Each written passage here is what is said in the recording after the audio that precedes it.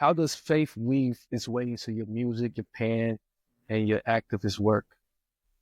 Faith is another force. Like there's forces in this world that we attribute to things that we don't really understand because we have a low level of understanding or a limited level of understanding by design. The powers that be who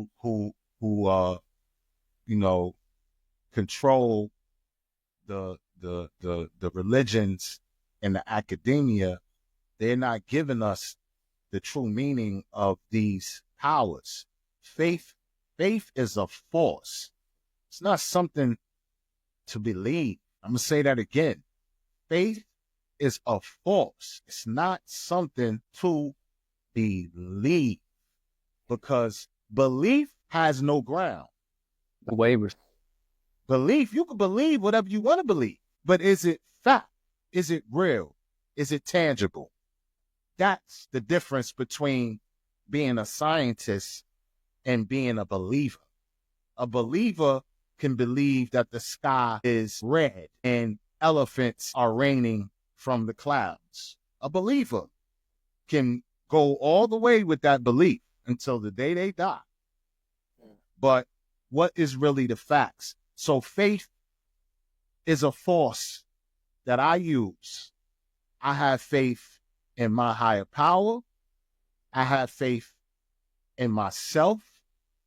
And then I have faith in my people. So that's why I do what I do. And I go against the odds every day. Everything I create is going against the odds. Like, you know what I'm saying? I don't have the diamonds and all. I'm not doing all that. I want to attract who has that same faith. You understand? So everything ain't, I ain't for everybody. I ain't for everybody. I'm cool with that. That's not why I'm here. That's not why I incarnated. That's not why I incarnated in this time. I incarnated in this time to bring exactly what I'm bringing and to do exactly what I'm doing. And whoever vibes with me will continue to support my creativity. And who doesn't, I know that everything is not for everybody, like I said. So everybody's on a different level. Even viewers listening to this conversation, some of the things we speaking about may go over their heads. But years later, that's how it happens. Years later, you get that aha moment and you go back. Let me go back to that podcast. Let me go back to that show and hear that over again, because that sparked something that I'm just now realizing. And faith has something to do with all of that, man. Faith, if you don't have no faith, you can't even get there. Faith is a force. It's definitely a force. You know, they say dropping seeds, and that seed is either going to grow or it's not going to grow. And it's faith that pushes that seed to grow into like what it's supposed to be. And there's scripture, you know, when you get into the Christian, or however you want to put it, the Christ frequency, that you know, he says that a mustard seed can move a mountain. So that was the hint right there. That was the hint. You know, you know, you can't sit up there and believe and try to manifest the mountain. You have to go, you know, go do it, go see it, you know, take the seeds that have been dropped into you and move it. And move it. Movement. Movement, man. People don't understand. Yeah. They got us complacent. They got us praying and waiting for God to, and Allah's like, I gave you the power of choice. I gave you the power of creation. I gave you the power of movement. You know what I'm saying? And we talk about Christianity, right? I'm part of the Moorish Science Temple of America. It's only my duty to mention the Moorish Science Temple of America. I'm a missionary, speaker, and teacher from the Moorish Science Temple of America. This is my feds right here. You know what I'm saying? Marcus Garvey, one of our forerunners, Noble Jew Ali, the Honorable Noble Jew Ali. If we didn't have real quick, Noble Jew Ali, he don't get no props. But if it wasn't for Noble Jew Ali, we wouldn't have Master Fard Muhammad. We wouldn't have Elijah Muhammad. We wouldn't have had Malcolm X. We wouldn't have had Jeff Fort. Let's talk about Jeff Fort in Chicago. A lot of people, he's doing life in prison right now, and they always pumping. He was a gangster. Nah, he was a revolutionary leader at that time. You understand? All of these brothers have some connection to the Moorish Science Temple of America and being a Moor. Elijah Poole Bey, like my name is Demetrius Bey. Elijah Muhammad, original name is Elijah Poole Bey because he was part of the Moorish Science Temple of America. Jeff Fort, the chief, was part of the Moorish Science Temple of America.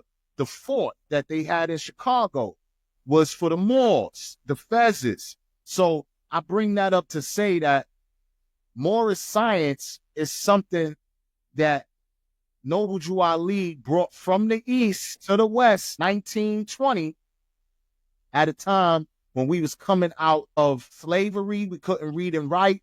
There was a lot of things happening. And this man is bringing Islamism, the culture. A lot of people understand you have Islam, the religion, but then you have Islam, the culture. Religions come from cultures. Cultures birth religions and not the other way around. Right.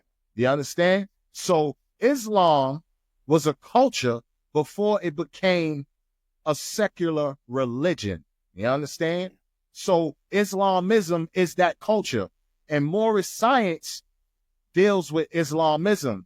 Moorish science, we study Yahshua, not Jesus, because Jesus is a character that's blonde-haired, blue-eyed.